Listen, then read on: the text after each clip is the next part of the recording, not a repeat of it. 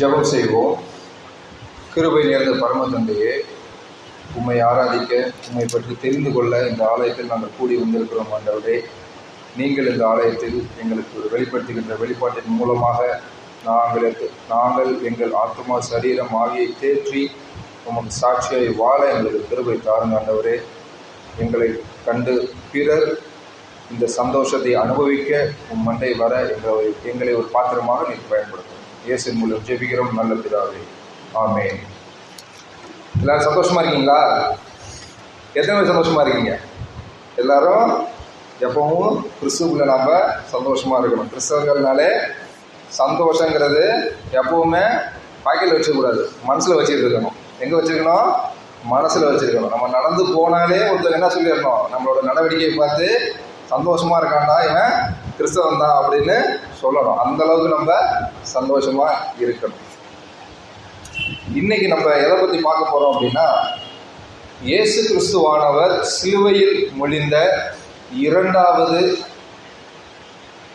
வார்த்தைகள், என்ன பல 7 வார்த்தைகள் மொழிந்தார். அதாவது இங்கிலீஷ்ல சொல்லணும்னா செகண்ட் அட்டரிங், அதாவது செகண்ட் டயலாக். தமிழ்ல வார்த்தை சொல்லிடுறோம். வார்த்தைன்னா ஒரு வார்த்தை கிடையாது, அது ஒரு வாக்கியம். இரண்டாவது வார்த்தையை நம்ம பார்க்க போறோம்.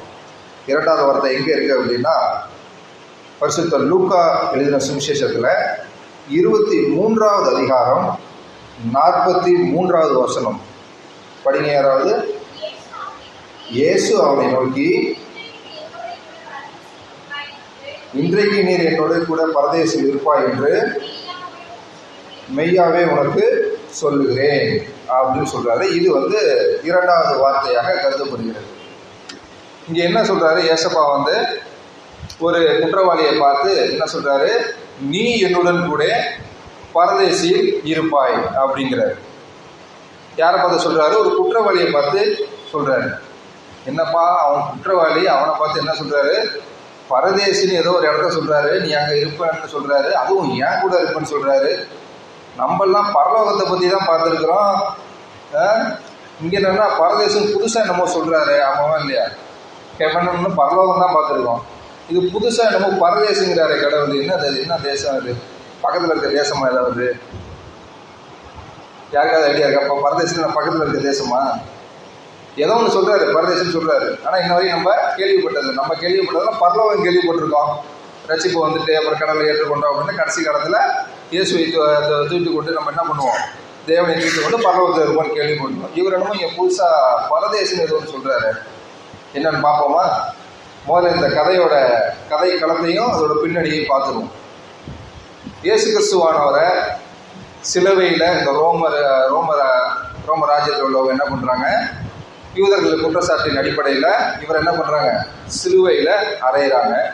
சிலுவையில தொங்கிட்டு இருக்கிறப்ப நடக்கிற ஒரு கதைக்களம் தான் இது. ஏசப்பாவை சிலுவையில தொங்க விட்டுருக்கிறாங்க. ஏசப்பா கூடையே 2 குற்றவாளிகளையும் சேர்த்து பக்கத்துல, இந்த பக்கம் ஒருத்தர் அந்த பக்கம் ஒருத்தர், நடுவில் ஏசப்பா. அந்த மாதிரி என்ன பண்றாங்க, சிலுவையில அறையிறாங்க. அப்போ என்ன பண்றாரு, ஒரு குற்றவாளியும் இன்னொரு குற்றவாளியும் சேர்ந்து இயேசு கிறிஸ்துகிட்ட ஏதோ ஒன்று கேட்குறாங்க. என்னன்னு பார்ப்போமா? அதில் குற்றவாளி, 2 குற்றவாளி தொங்குறா ஏசப்பா கூட. ஏசப்பா நடுவில் தொங்குறாரு. இந்த பக்கம் ஒரு குற்றவாளி இருக்கான், அந்த பக்கம் ஒரு குற்றவாளி இருக்கான். 2 பேரும் என்ன ஏசப்பா கிட்ட பேசினாங்க, அதுக்கு ஏசப்பா என்னமோ சொல்லியிருக்கிறாரு. அப்போதான் சொல்லியிருக்கிறாரு, நீ என்னுடன் கூட பரதேசில் இருப்பாய் அப்படின்னு. அப்போ இந்த குற்றவாளிகள் என்ன பேசினாங்க அப்படின்னு பார்ப்போமா? 39ஆம் வசனம் படிங்க. அன்றியும் சிலுவையில் ஆரம்பிக்கிறது பாருங்க, அந்த வசனம் படிங்க. அன்றியும் சிலுவையில் அறையப்பட்டிருந்த குற்றவாளிகளில் ஒருவன், 2 பேர்ல ஒருத்தன். அடுத்தது, நீ கிறிஸ்துவானால் உன்னையும் எங்களையும் ரட்சித்துக்கொள் என்று அவரை இகழ்ந்தான். ஒரு குற்றவாளியை எடுத்துக்குவோமே, பீச்சாங்கை பக்கம் உள்ள குற்றவாளின்னு எடுத்துக்குவோம். இடது பக்கம் உள்ள குற்றவாளி என்ன சொல்றான், இயேசு கிறிஸ்துவை பார்த்து, இந்த சைடு உள்ள குற்றவாளி இயேசு கிறிஸ்துவை பார்த்து என்ன சொல்றான், நீர் கிறிஸ்துவானால் உன்னையும் எங்களையும் ரட்சித்துக் கொள்ளும் அப்படின்றான். எதை பத்தி பேசுறான்? ரட்சிப்பை பத்தி பேசுறான். இவன் ரட்சிப்பை பத்தி பேசுறான்னா இவனுக்கு என்ன தெரியுது? ரட்சிப்புனா என்னன்னு தெரியுது. மொத்தம் தெரியாம பேச முடியாதுல்ல. உன்னையும் எங்களையும் ரட்சித்துக்கொள்ள அப்படின்னு என்ன அர்த்தம்? அவனுக்கு ரட்சிப்பை பத்தி ஏதோ ஒரு தெரிஞ்சிருக்கு. தெரிஞ்சதுனாலதான் அந்த வார்த்தையை சொல்றான். நீ உன்னையும் எங்களையும் ரட்சித்துக்கொள் அப்படின்றான். இப்ப அடுத்தாப்புல இன்னொரு வாக்கியம், அடுத்த வசனத்தை படிங்க. 40வது வசனம்.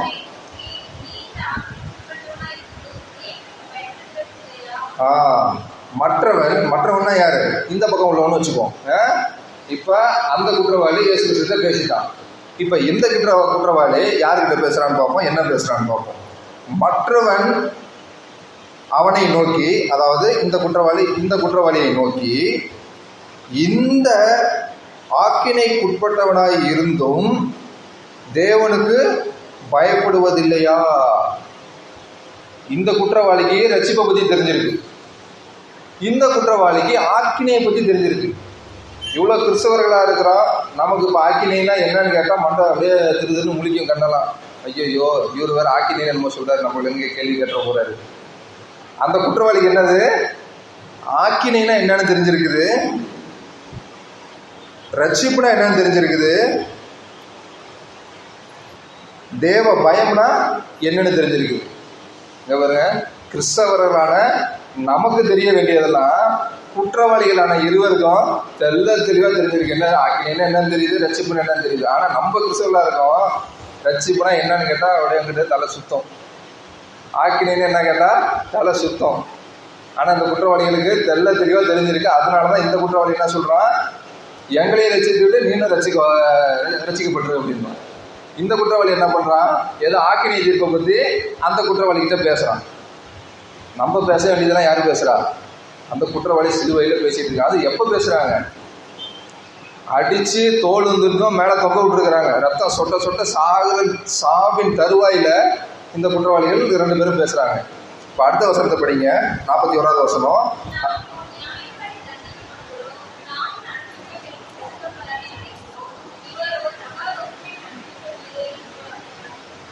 இந்த ரைட் சைடு உள்ள குற்றவாளி இந்த லெஃப்ட் சைடு உள்ள குற்றவாளி கிட்ட சொல்றான், நாமும் நியாயப்படி தண்டிக்கப்படுகிறோம். இவங்கிட்ட சொல்றான் என்னன்னு, நாம் நியாயப்படி தண்டிக்கப்படுகிறோம். அப்படின்னா அவனுக்கு 2 பேரும் குற்றம் பண்ணியிருக்காங்க. அந்த குற்றத்தின்படி தான் நம்ம 2 பேரும் தண்டிக்கப்படுகிறோம். அடுத்த வசனம், அதே வசனத்துல 2வது பகுதி வருது. நாம் நடப்பித்த வகைக்கு தக்க பலனை அனுபவிக்கிறோம். அப்படின்னா நான் பண்ண தப்புக்கு தண்டனை அனுபவிச்சுட்டு இருக்கோம்டா. நம்ம தப்பு பண்ணிட்டோம், அதனாலதான் நம்மள என்ன பண்ணியிருக்காங்க, கசையடி கொடுத்து இந்த மாதிரி ரத்தம் சொட்ட நம்மள சிலுவையில மரணத்துக்கு எதுவோ நம்மளை தொங்க விட்டுருக்குறாங்க. அப்புறம் அது முடிங்க அந்த வசனத்தை. இவரோ தகாதது ஒன்றையும் நடப்பிக்கவில்லையே என்று அவனை கடிந்து கொண்டான். என்ன கொண்டான்? கடிந்து கொண்டான். அங்கேருந்து அவர்கிட்ட என்ன சொல்றான்?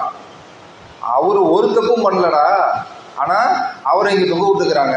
நம்ம அவரை பத்தி பேசுறதுக்கு அருகதை கிடையாது. ஏன்னா நம்ம 2 பேரும் தப்பு பண்ணிட்டு தொங்கிட்டு இருக்கிறோம், அவரு தப்பு எதுவுமே பண்ணாம தொங்கிட்டு இருக்காருன்னு இந்த சைடு உள்ள குற்றவாளி என்ன பண்றான்? அந்த பக்கம் உள்ள குற்றவாளி கடிந்து கொள்கிறான். அடுத்த வசனம் படிங்க.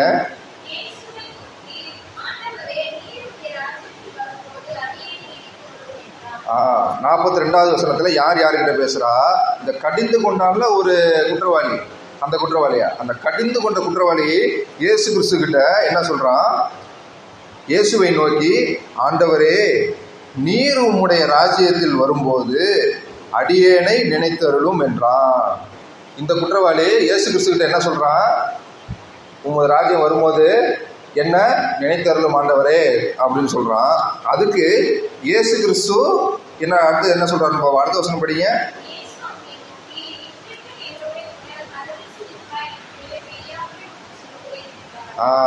இந்த ரைட் சைடு உள்ள அந்த குற்றவாளி என்ன பண்றான்? இயேசு கிறிஸ்து கிட்ட கேட்கறான், ஆண்டவரே, என்ன கடைசி காலத்துல நீ உங்க ராஜ்யம் வந்து நினைச்சுக்கோங்க அப்படின்றான். அது இயேசு கிறிஸ்து அவனை நோக்கி என்ன சொல்றாரு? இயேசு அவனை நோக்கி, இன்றைக்கு நீ என்னுடைய கூட பரதேசியில் இருப்பாய் என்று மெய்யாகவே உனக்கு சொல்லுகிறேன் என்றார். இன்னைக்கு நாளைக்கெல்லாம் இல்லை, உன்னை ஃபியூச்சர்ல மன்னிக்கிறேன்பா, பின்னாடி வா பார்ப்போம் அப்படிலாம் இல்லை. என்னது? இன்னைக்கு நீ என் கூட பரதேசில் இருப்பாய். இது நம்ம என்ன கற்றுக்கணும்? இந்த பக்கம் உள்ளவனும் குற்றவாளி, இந்த பக்கம் உள்ளவனும் குற்றவாளி, 2 பேரும் குற்றவாளி தான். அதில் எந்த மாற்று கருத்தும் கிடையாது. அந்த குற்றம் பண்ணதுக்கு தான் இவங்க தண்டனை அனுபவிச்சுட்டு இருக்கிறாங்க. ரத்தம் சொட்ட சொட்ட இந்த தண்டனை அனுபவிச்சுட்டு இருக்காங்க. ஆனால் இந்த சைடு உள்ள குற்றவாளி இயேசு கிறிஸ்துவை பார்த்து என்ன சொல்கிறான்? நீ அப்படின்ற என்ன சொல்கிறான்? ஒருமையில் நீ. எந்த வசனம்? 39ஆம் வசனத்தில், நீ கிறிஸ்துவானால் உன்னையும், அதுவும் ஒருமைதான், உன்னையும் எங்களையும் ரட்சித்துக்கொள் என்று இகழ்ந்தான். என்ன பண்ணா? இகழ்ந்தான். அந்த இடத்துல அவனுக்கு கொள்கை பார்த்தீங்களா? ரட்சிப்பை பற்றி தெரிஞ்சிருக்கு, ஆக்கணையை பற்றி தெரிஞ்சிருக்கு, எல்லா போதனைகளும் எல்லா வேதாமத்தையும் இவங்களும் தெரிஞ்சிருக்கு. தெரிஞ்சதுனால தான் இவங்க இவ்வளோ பெரிய பிரசங்கத்தை நடத்துகிறாங்க. இங்கே சிலுவையில் தொங்கிட்டு பிரசங்கத்தை நடத்துகிறாங்க 2 பேரும் சேர்ந்துட்டு. எல்லாம் தெரிஞ்சு என்ன பண்ணுறான்? இகழ்ந்து பேசுகிறான், ஒருமையில் பேசுகிறான். கடவுள் மேலே நம்பிக்கை இல்லை, விசுவாசம் இல்லை. நடந்தால் நடக்கட்டும், உன்னால் முடிஞ்சா பண்ணிக்க அப்படின்றான். ஆனால் இயேசு கிறிஸ்துவானவர் அவனை என்ன பண்ணாங்க? அவனை சட்டை பண்ணவே இல்லை, அவனை திரும்பி கூட பார்க்கல, அவனுக்கு பதிலும் சொல்லலை. ஆனால் குற்றம் செய்தாலும், தண்டனை அனுபவித்தாலும், மரண தருவாயில் இருந்தாலும் கடைசி நொடியில் என்ன பண்ணுறான்? ஆண்டவரே என்ன பண்ணுங்க, உமது ராஜ்யத்தில் வரும்பொழுது என்னை நினைத்தருளுங்க அப்படின்னு என்ன பண்ணுறான்? இயேசுகிட்ட கேட்டவனை அவர் என்ன பண்ணுறாரு? கடைசி தருவாயில் இவரும் என்ன பண்ணுறாரு? அவனை மன்னிச்சு அவனுக்கு ரட்சிப்பை கொடுக்குறாரு. எங்கே வச்சு? சிலுவையில் வச்சு. அல்லேலூயா, அல்லேலூயா. இயேசு கிறிஸ்துவரன் என்ன பண்ணுறாரு? இவங்க நினச்சிருக்கலாம், என்னடா இவரும் நம்ம கூட தான் தூங்கிட்டு இருக்கிறாரு, இவரை காப்பாற்றுறதுக்கே வழி இல்லை. கால சூழ்நிலைகள் நமக்கு கண்களுக்கு இவ்வாறு தான் புலப்படும். இவனா நம்மளை காப்பாற்ற போகிறான்? இவனா இந்த சின்ன பயலா, இவனுக்கு தான் ஒன்றும் தெரியாது, இவனா என்னத்தை பண்ணிட போகிறான், இவனா நம்மளை காப்பாற்ற போகிறான்னு நினைப்போம், இவனா நமக்கு ஏதாவது சொல்ல போகிறான்னு நினைப்போம். ஆனால் கடவுள் யார் மூலியமாக எவ்வாறு எப்படி பேசுகிறாருன்னே நமக்கு தெரியாது. நம்ம என்ன பண்ணிடுவோம்? நம்ம ஒரு எண்ண ஓட்டத்தில் இருந்துக்கிட்டு இதுதான் அதுதான் நம்ம நினச்சிக்கிட்டு வேத வாக்கியங்களை படிக்காமல், அதை அறிந்து தெரிந்து கொள்ளாமல் நம்மளோட ரட்சிப்பை இந்த கல்வனை போல நழுவ விட்டுக்கிட்டு இருக்கோம்.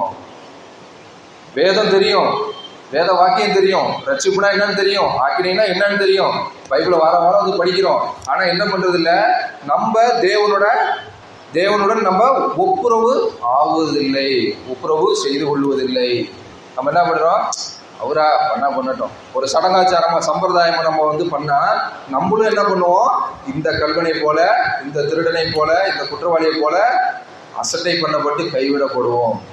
நம்ம உண்மையை அறிந்து கொண்டு தெரிந்து கொண்டு நம்ம இந்த சைடு உள்ள குற்றவாளியை போல மனம் திரும்பினால், இயேசுவிடம் ரட்சிப்பை கேட்டால் என்ன பண்ணுவார்? இயேசு கிறிஸ்துவானவர் நிச்சயமாக மன்னித்து நம்மளை கடைசி தருவாயிலும் நம்மளை ஏற்றுக்கொள்வார். அதுதான் என்ன பண்ணுது இந்த வசனம் தெளிவாக சொல்லுது. ஏற்றுக்கிறது மட்டும் இல்லை, இன்னும் ஒரு முக்கியமான ஒரு நற்செய்தி, ஒரு சாட்சி, நற்செய்தி எல்லாத்தையும் சேர்த்தே கொடுக்குறாரு. மொத்தமாக ஒரு ஆசீர்வாதத்தை அவனுக்கு கொடுக்குறாரு. என்ன கொடுக்குறாரு? என்னுடன் கூட பரதேசியில் இருப்பாய். நீ போய் அங்கே இருப்பேன்னா சொல்லலை, நீ போய் பரதேசியில் இருப்ப, நீ போய் சொர்க்கத்தில் இருப்ப, கவலைப்படாதெல்லாம் சொல்லலை. அப்போ இயேசு கிறிஸ்து என்ன சொல்றாரு? என்னுடன் பரதேசியில் இருப்பாய். எவ்வளோ பெரிய பாக்கியம் பாருங்க அந்த குற்றவாளிக்கு மனம் திரும்புறவனு. இயேசு கிறிஸ்துவானவர் தன்னோட அழைச்சிட்டு போறாரு, அவ்வளோ பெரிய பாக்கியத்தை கொடுத்துருக்காரு. மற்றவங்களுக்கு கூட நீ சொர்க்கத்துக்கு போவ அப்படி இப்படின்னு தான் இருக்குது. ஆனால் இங்கே பார்த்தா தன்னோட அழைச்சிட்டு போவார். எவ்வளோ பெரிய பாக்கியம் பார்த்தீங்கன்னா அந்த குற்றவாளிக்கு இயேசு கிறிஸ்துவானவர் கடைசி தருவாயில் அவங்க கொடுத்துருக்கிறாரு. சரி, ஓகே பாஸ்டர், இதெல்லாம் எங்களுக்கு தெரியும், இதெல்லாம் வழக்கமாக எல்லாரும் சொல்கிறது தானே, ஏதோ கொஞ்சம் வித்தியாசமாக ஒன்று சொல்லிட்டீங்க ஆட் பண்ணி, அவ்வளோதானே, இதில் என்ன பெரிய ரகசியம் இருக்குது அப்படின்னு தானே நினைக்கிறீங்க நீங்கள்? வருஷம் கேட்குறோமே, இத்தனை வருஷம் கேட்குறோமே, வருஷம் அந்த 7 வார்த்தை பேசும்போது இதுதான் எங்களுக்கு சொல்கிறாங்க, இதில் என்ன பெருசாக இருக்க போகுது அப்படின்றீங்கல்ல. பார்ப்போமா ரகசியம் என்ன இருக்குது, இதில் என்ன ரகசியத்தை ஒழிச்சு வச்சுருக்காரு நம்ம பார்ப்போமா. இயல்பாகவே நான் வேதாகமாக எப்போ படித்தாலும் என்ன பண்ணுவேன்? ஒரு முறைக்கு 2 முறை படிக்கிறதும் இல்லாமல் அதை கிரேக்க மொழியிலையும் படிப்பேன், எபிரேய மொழியிலையும் படிப்பேன். இப்போ இந்த 7வது வார்த்தையை கடவுள் இங்கே என்ன சொல்கிறாரு? 43ஆம் வசனத்தில், இயேசு அவனை நோக்கி, நீ என்னுடன் கூட பரதேசில் இன்று இருப்பாய் அப்படின்னு சொல்லிட்டு மெய்யாகவேன்னு சொல்றாரு. இந்த வசனம் கிரேக்க மொழியில் எப்படி தெரியுமா இருக்கு? கை KAI கை எஸ்பென் அவுட்டோ ஆமென் அப்படின்னு இருக்கு. என்ன இருக்கு? கை கை ஐப்பன் அவுட்டோ ஆமென் அப்படின்னு இருக்கு. அதாவது என்ன அப்படின்னா, கிரேக்கத்தில் இயேசு கிறிஸ்து அவனை நோக்கி சொல்றாரு, and he set to him அந்த வாக்கியத்தை ஆங்கிலத்தில் சொல்றோம்ல, அதுதான் கை ஐப்பன் அவுட்டோ. அதுக்கப்புறம் என்ன பண்றாரு, ஒரு கமா ஒரு கோலன் வருது, அதுக்கப்புறம் ஆமீன் அப்படின்னு சொல்றாரு. அப்படின்னா கிரேக்கத்தில் ஆமீன் அப்படின்னா நம்ம இப்போ ஆமேன் சொல்றோம்ல, அந்த ஆமேன். ஆனா இந்த தமிழ் வாக்கியத்துல அந்த ஆமேன்கிற வார்த்தை இல்லை. அந்த ஆமேன்கிற வார்த்தைக்கு பதிலாக என்ன போட்டிருக்காங்க? மெய்யாகவே, ட்ரூலி அப்படின்னு இருக்குல்ல, அந்த வார்த்தை தான் அங்கே என்ன இருக்குது? ஆமேன் அப்படின்னு இருக்கு. இதை கிரேக்கத்தில் படித்தோன்னு எனக்கு தலையை சுத்திட்டு. ஏன் அப்படின்னா, அந்த வேதாகமத்துன்னு ஒரு சட்டத்திட்டங்கள்லாம் இருக்குது. ஒரு இடத்துல ஆமேன்னு வருது அப்படின்னா அது தேவனை குறித்த வாக்கியமாக இருக்கணும். தேவன் சொல்லிய வார்த்தையை எதையாவது நம்ம சொன்னாதான் அதுக்கு ஆமேன் வரும். ஆமாவா இல்லையா? இப்போ நீங்கள் ஆமேன்னா என்ன அர்த்தம்? அப்படியே ஆக கிடவதாக, அதுதான் ஆமேன்னா அர்த்தம். இந்த வார்த்தையை, இந்த வாக்கியத்தை தேவனுடைய வாக்கியத்தின் முடிவில் தான், தேவனுடைய வார்த்தையின் முடிவில் தான் அதை சொல்லுவாங்க ஆமேன்னு. இது இயற்கையின் நியதி, வேதாகமத்தின் நியதி. இது எல்லா இடத்துலையும் சும்மா எல்லாம் ஆமேன்னு சொல்ல மாட்டாங்க. இப்போ நம்ம அந்த வார்த்தையை சும்மா ஆமேன்னு சொல்கிறோம். இந்த யூதர்கள் எபிரேயர்கள் அவங்கெல்லாம் பார்த்தீங்க அப்படின்னா வேத வசனங்களை படிச்சுட்டு, வேத வாக்கியங்களை படிச்சுட்டு அது நிறைவு பகுதியில் என்ன பண்ணுவாங்க? ஆமீன் அப்படின்னு சொல்லுவாங்க. அப்படின்னா ஆமேன் அப்படின்னா அப்படியே ஆக கடவுதாக அப்படின்றாரு. ஆனால் இங்கே பார்த்தா அந்த மாதிரி எதுவுமே நடக்கலை. இயேசு கிறிஸ்துவோட எதுக்குடா கிரேக்கத்தில் அங்கே ஆமேன்னு சொல்கிறாருன்னு எனக்கு ஒரே இடர்பாடாக போயிட்டு. என்னடா அது, இங்கே ஆமேன்னு இயேசு கிறிஸ்து சொன்னார்னா அந்த இடத்துல ஏதாவது தேவனோட வார்த்தை இருந்திருக்கணும். அதுக்கு முன்னாடி தேவனுடைய வார்த்தை ஏதாவது சொல்லியிருக்கணும். சொல்லியிருந்தாதான் நிறைவு பகுதியில் இவர் ஆமேன்னு அதை அக்னாலேஜ்மெண்ட் பண்ண முடியும். அவன் என்ன சொல்லிட்டான்னு இவர் இங்கே அக்னாலேஜ்மெண்ட் பண்ணுறாரு. அவன் கேட்குறான், இவன் பரலோகத்துக்கு அழைச்சிட்டு போறாரு, ரசிப்பை கொடுத்து அவ்வளோ தானே நடக்குது. இதில் எங்கேருந்து ஆமேன் வந்துச்சுன்னு எனக்கு ஒரே கேள்வி. அப்புறம் தான் மறுபடியும் உட்காந்து மறுபடியும் படித்து அலசி ஆராய்ச்சி பார்க்குறேன்.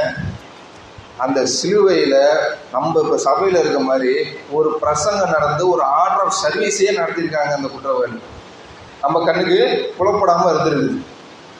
எப்படின்னு பார்ப்போமா? நம்ம என்ன பண்ணுவோம்? ஒரு ஆலயத்துக்கு வந்தோம் அப்படின்னா முதல்ல ரட்சிக்கப்படுவோம். ஆலயத்துக்கு வரதுக்கு உள்ளதுக்கு முன்னாடி இயேசு கிறிஸ்துவை பற்றி தெரிந்து ரட்சிக்கப்பட்டு தான் ஆலயத்துக்குள்ளே வரோம். ஆலயத்துக்குள்ளே வந்தோன்னா என்ன பண்ணுவோம்? இயேசுவை பற்றி தெரிந்து கொண்டு அறிந்து கொண்டு அதுக்கப்புறம் ஆர்டர் ஆஃப் சர்வீஸ் நடக்கப்போ வருவோம். அது வரைக்கும் நமக்கு புரியாது. ஆர்டர் ஆஃப் சர்வீஸ் என்ன நடத்துகிறாங்கன்னு புரியாது. ரட்சிப்புக்குள்ளே வந்ததுக்கு அப்புறம் தான் இவங்க என்னென்ன படிக்கிறாங்க, என்னென்ன சொல்கிறாங்கன்னு தெரியும். அது வரைக்கும் சும்மா நம்மளும் வாக்கியம் மாதிரி தான் படிச்சுக்கிட்டு இருப்போம். அப்போ என்ன பண்ணுவோம்? முதல்ல ஆலயத்துக்கு வந்தோன்னா ஒரு பாட்டு பாடி கத்துரை தூச்சிட்டு என்ன பண்ணுவோம்? பாவ அறிக்கை பண்ணுவோம். ஆமாவா இல்லையா? பாவ அறிக்கையை சொல்லுவோம். பாவ அறிக்கையெல்லாம் சொல்லி முடிச்சுட்டு அப்புறம் பரமண்டல ஜெபம் சொல்லுவோம். ஆமாவா இல்லையா? பரமண்டல ஜெபம் சொல்லுவோம். அதுக்கப்புறம் என்ன பண்ணுவோம்? அப்போஸ்தலர் விசுவாச பிரமாணம் சொல்லுவோம். விசுவாச பிரமாணம் சொல்லி முடிச்சுட்டு கடைசியாக ஐயர் என்ன பண்ணுவார்? ஆலயம் அந்த சர்வீஸ் முடியும் தருவாயில் பெனடிக்ஷன் ஒன்று கொடுப்பாரு. என்னென்னு கொடுப்பாரு? தம்முடைய கர்த்தராகிய இயேசு கிறிஸ்துவின் கிருபையும் பிதாவாகிய தேவனுடைய அன்பும் பரிசுத்த ஆவியானவருடைய ஐக்கியமும் நம் அனைவரோடும் கூட இப்பொழுதும் எப்பொழுதும் இருப்பதாக சொல்லிட்டு அதை என்ன பண்ணுவார்? ஆமேன் அப்படின்னு முடிப்பார். ஆமாவா இல்லையா? இங்கே என்ன பண்ணியிருக்கு, என்ன பண்ணி நடந்திருக்கு? அதே மாதிரி ஒரு ஆர்டர் ஆஃப் சர்வீஸ் நடத்தியிருக்காங்க பாருங்க. அந்த 40வது வசனத்தில் அந்த கல்வன் என்ன சொல்றான்? நீ இந்த ஆக்கினைக்கு உட்பட்டவனாய் இருந்தும் தேவனுக்கு பயப்படுவதில்லையா? கர்த்தருக்கு பயப்படுதலே ஞானத்தின் ஆரம்பம். இவனுக்குள்ள என்ன இருந்திருக்கு? கர்த்தருடைய பயம் இருந்திருக்கு. அதனாலதான் அவன் திருச்சபைக்குள்ள வந்திருக்கிறான். என்ன சொல்றான்? ஒரு குட்டி பிரசங்கம் பண்ணிட்டான். ஆக்கினை தீர்ப்பை பற்றி என்ன பண்ணியிருக்கான்? ஒரு பிரசங்கம் பண்ணிட்டான் அந்த இடத்துல. இப்போ அடுத்த வசனம் வாங்க, 41வது வசனம். நாமோ நியாயப்படி தண்டிக்கப்படுகிறோம். தண்டிக்கப்படுகிறோம். நாம் நடப்பித்தவைகளுக்கு தக்க பலனை அடைந்தோம். என்ன பண்றான்? கன்ஃபெஷன் ஆஃப் சின், பாவத்தை அறிக்கை பண்றான். முதல்ல என்ன பண்ணியாச்சு, இது இயேசுக்குள்ளது எல்லாத்தையும் தெரிஞ்சுக்கிட்டு, சால்வேஷனை பற்றி தான் தெரிஞ்சிருக்குது, ரட்சிப்பை பற்றி தெரிஞ்சிருக்குது, ஆக்கினை பற்றி தெரிஞ்சிருக்குது, இயேசு கிறிஸ்துவை ஏற்றுக்கிட்டாங்க. அதனால தான் என்ன பண்ணுறான், தேவனை பற்றி 40வது வசனத்தில் பேசலாம். தேவன்னு சொன்னாலே அவன் ஏற்றுக்கிட்டான்னு அர்த்தம். ஆமாவா இல்லையா? தேவன்னு சொல்கிறாங்களே அவன் ஏற்றுக்கிட்டான்னு அர்த்தம். 41வது வசனத்தில் கன்ஃபெஷன் ஆஃப் சின் கொடுக்குறான். நம்ம இந்த மாதிரி பாவம் பண்ணியிருக்கோண்டா, அதனால தான் நம்ம இங்கே தொங்குறோம் அப்படின்னு என்ன பண்ணான், பாவ அறிக்கையும் பண்ணிட்டான். அவனோட நம்பிக்கையையும் ஃபெய்த்தையும் வெளிப்படுத்திட்டான். அடுத்தாவது 42வது வசனம் போங்க. இயேசுவை நோக்கி, ஆண்டவரே நீர் உம்முடைய ராஜ்யத்தில் வரும்போது, எதை சொல்றான், ஆண்டவரே உங்களுடைய ராஜ்யத்தில்னா தேவனுடைய ராஜ்யத்தை பத்தி இங்க பேசுறான். இயேசு கிறிஸ்துவானவர் என்ன சொல்ற, பரமண்டல ஜெபம் என்ன சொல்லி கொடுத்தாரு, ஆரம்பம் எப்படி பரமண்டல ஜெபம், பரமண்டல ஜெபம் எப்படி ஆரம்பிக்கும், பரமண்டல ஜெபம்பா, பரமண்டலங்களில் இருக்கிற எங்கள் பிதாவே உம்முடைய நாமம் பரிசுப்படுவதாக, உம்முடைய ராஜ்யம் வருவதாக. எந்த ராஜ்யம், தேவனுடைய ராஜ்யம். உம்முடைய ராஜ்யம் வருவதாக, உம்முடைய சித்தம் பரமண்டலே செய்யப்படுவது போல பூமியிலும் செய்யப்படுவதாக. அன்றன்றைக்குள்ள அப்பத்தை எங்களுக்கு என்று தாரும், எங்களுக்கு விரோதமாய் குற்றம் செய்கிறவர் நாங்கள் மன்னிக்கிறது போல எங்கள் குற்றங்களை எங்களுக்கு மன்னியும். அந்த பரமண்டல ஜெபத்தை சுருக்கமா சொல்லியிருக்கான். தேவனுடைய ராஜ்யம், ஆண்டவரே நீர் உம்முடைய ராஜ்யத்தில் வரும்பொழுது அப்படின்னு பரமண்டல ஜெபத்தை அறிக்கை பண்ணிட்டான். அதுக்கப்புறம் என்ன சொல்றான், வரும்போது அடியேனை நினைத்தருளும் என்றான். அப்போஸ்தலர் விசுவாச பிரமாணம். பொந்திபிலாத்தின் காலத்திலே சிலையில் அறை வந்து மறித்து 3ஆம் நாள் அடக்கம் விட்டு நம்ம இப்போ சொல்றோம். அந்த காலத்தில் அந்த வாக்கியமா அமைத்து தரப்படலை. என்ன பண்ணிட்டான், அவன் அந்த விசுவாசத்தை அறிக்கையிட்டுட்டான். அப்படியே நினைத்தருளும், நினைத்தருனா என்ன நினைச்சுக்கோங்க ஏசப்பா. அது நம்ம இப்போ சொல்ற அப்போஸ்தலர் விசுவாச பிரமாணத்தோட சாராம்சம் என்ன, அதை சொல்றான். ஒரு ரட்சிப்புக்குள்ள வந்தவன் கடவுளை ஒப்புக்கொண்டான். அதுக்கப்புறம் தன்னோட பாவத்தை அறிக்கை பண்ணிட்டான். அதுக்கப்புறம் என்ன பண்றான், பரமண்டல ஜெபம் சொல்லிட்டான். அதுக்கப்புறம் என்ன பண்ணிட்டான், அப்போஸ்தலர் விசுவாச பிரமாணத்தையும் சொல்லிட்டான். அதுக்கப்புறம் கடவுள் என்ன சொல்றாரு, இயேசு அவனை நோக்கி, இன்றைக்கு என்னுடனே கூட பரதேசில் இருப்பாய், மெய்யாகவே உனக்கு நான் சொல்லுகிறேன். என்ன பண்ணிட்டாரு கடவுள் அந்த இடத்துல, ஆமேன் போட்டாரு. என்னத்துக்கு போட்டாரு, இவன் நடத்தின அந்த ஆர்டர் ஆஃப் சர்வீஸுக்கு சிலுவையில இருந்து கடவுள் அவனை ஏற்றுக்கொண்டார். எவ்வாறு சிலுவையில் அவன் அந்த குற்றவாளி எல்லா வரிசை ஆர்டரா பண்ணணும், அதே ஆர்டர் ஆஃப் சர்வீஸை தான் நம்ம என்ன பண்ணிட்டு இருக்கோம், இத்தனை ஆண்டு காலமா இந்த திருச்சபையிலே நம்ம நடத்தி கொண்டு வருவோம். என்னைக்காவது நம்ம கண்ணில் புலப்பட்டிருக்காது. நம்ம இந்த திருச்சபையில அந்த குற்றவாளி என்ன பண்ணானோ, எப்படி மன்றாடி மன்னிப்பு கேட்டு ரட்சிப்பை பெற்றுக்கொண்டானோ, அதே மாதிரிதான் ஒவ்வொரு வாரமும் இத்தனை ஆண்டு காலமாக நம்ம திருச்சபையில ஆர்டர் ஆஃப் சர்வீஸ் எடுத்துட்டு இருக்கணும். நமக்கே தெரியல, இதில் இவ்வளவு பெரிய ரகசியம் இருக்கு. இன்னும் நேரம் கருதி கம்மியாக சொல்றேன். நான் இன்னும் சொல்லலாம் அப்படின்னா, இதை பற்றி எரேமியா என்ன சொல்லியிருக்கிறாரு, இதை பற்றி ஏசாயா என்ன சொல்லியிருக்கிறாரு, வெளிப்படுத்தின விசேஷத்தில் இதெல்லாம் என்ன சொல்லியிருக்கிறாரு அப்படின்னு இந்த ஒரு வசனத்தை வச்சுன்னா ஒரு மாதத்துக்கு பேசுகிற அளவுக்கு அவ்வளோ ஆழமான அர்த்தங்கள் இருக்குது. வெறும் 10 நிமிஷத்தில் 20 நிமிஷத்தில் இதை நம்ம சொல்லிட முடியாது. அந்தளவுக்கு ஆழமான அர்த்தம். இந்த பரதேசு அப்படின்னா ஒரு ஆவி இளைப்பாறும் இடம், அவ்வளோதான். என்னது, ஒரு ஆவி இளைப்பாறும் இடம், அதுதான் பரதேசு. அந்த இடத்துல நீ என்னுடன் இருப்ப அப்படின்னு அவனுக்கு சொல்றாரு. அதுவும் இன்னைக்கே இருப்ப, எவ்வளவு பெரிய பாக்கியம் பாருங்க. மற்றவங்க கூட அந்த பாக்கியம் கிடையாது, இயேசுவா கூட சேர்ந்து போறது. அதனால என்னைக்குமே என்ன பண்ணுங்க, ஒரு இந்த ஒரு கதை களத்துல, இது கதை களம் அப்படின்னா இது ஒரு நடந்த நிகழ்வு, சரித்திரம். அதை தான் நான் கதைன்னு சொல்றேன் உங்களுக்கு. இதுல இருந்து என்ன தெரியுது, நீங்க யாரையுமே ஒருமையில என்னைக்குமே பேசாது. நீ வா போ, அன்பில் நிமித்தமாக வருவது அது வேறு. ஆனால் நீங்க கோவப்படும் போது நீ யாருடா என்ன கேட்கறதுக்கு, அந்த மாதிரி என்னைக்குமே என்ன பண்ணாதீங்க, ஒருமையில யாரையுமே பேசாதீங்க. கூடுமான வரைக்கும் தவிர்த்துருங்க. அந்த ஆவியின் கனியை உங்க மனசுல இருக்குன்றத அவ்வப்போது நீங்க என்ன பண்ணணும், நினைக்கணும். கோபம் வரணும், வராம இருக்கக்கூடாது. ஏசப்பாவுக்கும் கோபம் வந்துச்சு. எப்ப சாட்டையை தூக்கிட்டு அடிச்சாரு கோயில் வாசல்ல. அதுக்கு பேர் என்ன, வெறும் கோபம் கிடையாது. தமிழ் அதுக்கு அழகான ஒரு பதம் இருக்கு, யாராவது சொல்லுங்க பார்ப்போம். ஏசப்பா கோயில்ல சவுக்கு எடுத்து அடிச்சதுக்கு அவருக்கு வந்த கோபத்துக்கு தமிழ் அழகான ஒரு வார்த்தை இருக்கு. அது வெறும் கோபம்னு சொல்லக்கூடாது, நம்ம காமனா கோபம்னு சொல்லிடுறோம். அதுக்கு பேர் என்ன தெரியுமா, ரௌத்திரம். சொல்லுங்க, ரௌத்திரம். அது கோபம் கிடையாது, ரௌத்திரம். அந்த வகையான கோபம் நமக்கு வரலாம், அது தப்பு கிடையாது. அநியாயத்தை கண்டா பொங்குறது, அது தப்பு கிடையாது. நீங்க அந்த இடத்துல போய் ஏன்டா அப்படி கோவப்படுறன்னு அவனை திட்டக்கூடாது. கோபம் வர வேண்டிய இடத்துல வரணும், மூர்க்கத்தனமா வரக்கூடாது, அதுதான் தவறு. தேவையில்லாத இடத்துல வரக்கூடாது, தேவையான இடத்துல வரணும். அப்படி வந்தாதான் நம்ம தேவனோட வழியில நடக்கிறோம்னு அர்த்தம். கோபம்னா நீங்க எப்பவுமே இருக்கக்கூடாது, நீங்க நினைக்கக்கூடாது. கோபம் வரணும், வர வேண்டிய நேரத்தில் வரணும். தேவையற்ற நேரங்களில் கோபம் வருவதை நம்ம தவிர்த்துக்கிடணும். அப்போதான் நம்ம என்ன பண்ண முடியும், ரட்சிப்புக்குள்ளாக நம்ம நடக்க முடியும். எவ்வாறு இந்த குற்றவாளி கடவுளை ஏற்றுக்கொண்டானோ அவ்வாறு நாமும் என்ன பண்ணணும், இயேசுவை ஏற்றுக்கொண்டு ரட்சிப்புக்குள்ள வரணும். அவன் இந்த மாதிரி சொல்லும் போது இயேசு கிறிஸ்துவானவர், நீ போய் பேப்டிசம் எடுத்தியா, நீ போய் ஞானஸ்தானம் எடுத்தியா, ஞானஸ்தானத்தில் முழுக்க ஞானஸ்தானமா தெளிப்பு ஞானஸ்தானமா, எங்கே சர்டிஃபிகேட் இருக்கு, நீ எந்த சர்ச்சு மெம்பரு, ஏதாவது கேட்டாரா ஏசப்பா? எதுவும் கிடையாது. இயேசுவின் ஒவ்வொரு வார்த்தையும் உங்களுக்கு ரட்சிப்பு கொண்டு வரும். இங்கே அப்படிதான் கொண்டு வந்துச்சு, அவனுக்கு ரட்சிப்பை கொண்டு வந்துச்சு. இந்த ரெண்டு குற்றவாளிகளும் விவரம் தெரியாத ஆள் இல்லை. ஏன்னா இந்த பக்கம் அவங்கள ரட்சிப்பை பற்றி பேசுகிறான், இந்த பக்கம் உள்ளவன் ஆக்கினி தீர்ப்பை பற்றி பேசுகிறான். அப்போ அவங்களுக்கு தெரிஞ்சிருக்கு. இப்போ இவன் தெரிஞ்சதான் என்ன பண்ணுறான், ஒருமையில் பேசுகிறான். ஆனால் இந்த ரெண்டாவது குற்றவாளி என்ன பண்ணுறான், ஆண்டவரே அப்படின்றான், தேவனே அப்படின்றான். அவனுக்கு தெரிஞ்சிருக்கு, மரியாதை கொடுக்குறான், சக மனிதனை மதிக்க தெரிஞ்சிருக்கு, நல்ல பண்புகள் இருக்கு.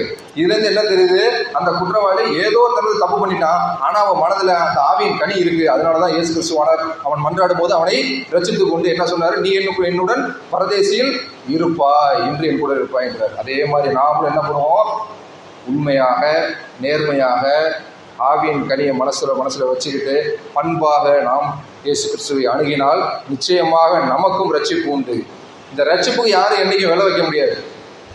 தங்கம் வைரம் மாதிரி எதுவும் மதிப்பற்றது. தங்கம் வைரத்துக்கு நீங்கள் விலை வச்சிடலாம், ஆனால் இந்த ரட்சிப்புக்கு நீங்கள் என்றைக்குமே விலை வைக்கவே முடியாது. எந்த காலம் ஆனாலும் இந்த ரட்சிப்புக்கு நீங்கள் விலை வைக்க முடியாது. இது ஒன்றும் கடையிலலாம் கிடைக்காது. எல்லாரும் நினச்சிக்குவாங்க ஏதோ ரட்சிப்புன்னு ஏதோ பேசுகிறாங்களே, ஏதோ சர்ச்சில் விற்பாங்க போட்டு போகிற பொருளை வாங்கி பாக்கெட்டில் போட்டு போயிடுவாங்க. அப்படிலாம் கிடையாது. ரட்சிப்புன்றது இயேசு கிறிஸ்துவானவர் அனைவருக்கும் இலவசமாக கொடுத்திருக்கிறார். மதபேதமின்றி மொழிபேதமின்றி எல்லாருக்கும் என்ன பண்ணியிருக்காரு, இலவசமாக இந்த ரட்சிப்பை கொடுத்திருக்காரு. அதை நம்ம இலவசமாக தான் வாங்கிக்க முடியாது. அதை என்னைக்கும் காசு கொடுத்து நம்மளால வாங்க முடியாது. தேவனுடைய அன்பையோ தேவனுடைய ரட்சிப்பையோ நம்ம காசு கொடுத்து வாங்க முடியாது, எங்கேயுமே கிடைக்காது. அது நம்மளோட தன்மையினால் நாம் பெற்றுக்கொள்ளக்கூடியது. ஆவியின் வரங்களை எப்போது நம்மளோட பிஹேவியரை பார்த்து நம்மளோட நடத்தையை பார்த்து பரிசுத்த ஆவியானவர் நமக்கு கொடுப்பதோ, அதை கூட ஒரு சில திருச்சபைகள் என்ன பண்றாங்க, முட்டி போட்டு மன்றாடி கிஃப்டை கண்டிஷன் போட்டு வாங்கிட்டு இருக்கிறாங்க. அது எந்த அளவுக்கு இயேசு ஏற்றுக்கொள்வாருன்னு எனக்கு தெரியல. ஆனால் என்னை பொறுத்தவரை கிஃப்ட் அப்படின்னா நம்மளோட நடத்தையை பார்த்து நம்ம மீது பிரியம் வைத்து பிறர் நமக்கு கொடுப்பதுக்கு பேர் தான் கிஃப்ட். நம்ம ஒழுக்கமாக இருந்தால் கிஃப்ட் நமக்கு தானா வரும். இந்த கிஃப்ட் தான் எனக்கு வேணும்னு கெஞ்சுறது என்னோட கோட்பாடு இல்லை. அதுக்கு நான் எதிர்ப்பும் கிடையாது. அது அவங்கவுங்க இஷ்டம், அவங்களும் அவங்க கடவுளுக்கு உள்ள பந்தம். ஆனால் என்னை பொறுத்தவரையில் நம்ம நன்னடத்தையாக இருக்கணும்னா கடவுள் அனுகிரகம் நமக்கு இன்றைக்கும் உள்ளது. ஜெபம் செய்து நிறைவு செய்வோமா? ஜெபம் செய்வோம். கிருபை நிறைந்த பரம தந்தையே, எங்களுக்கு இன்று நீர் முழுந்த இந்த இரண்டாவது வார்த்தையின் மூலமாக நாங்கள் ரட்சிப்பு என்றால் என்னவென்று நாங்கள் அறிந்து கொண்டோம். அதற்காக நன்றி கர்த்தாவே. நாங்கள் உண்மையுடனும் பண்போடும் ஆவியின் கனியை எங்கள் மனதில் பொருத்தி நாங்களும் அந்த ரட்சிப்பை இலவசமாக பெற்றுக்கொள்ள எங்களுக்கு கிருபை தாருங்க ஆண்டவரே. நாங்கள் கடைசி காலத்தில் கைவிடப்படாமல் உம்முடன் நாங்கள் ஆலயத்தை அலங்கரிக்க நீர் எங்கள் கிருபை தாருங்க. எங்கள் மூலமாக பிறரும் ரட்சிக்கப்பட எங்களை நீங்கள் பயன்படுத்துங்க. இயேசுவின் மூலம் ஜெபிக்கிறோம் நல்ல பிதாவே. ஆமென்.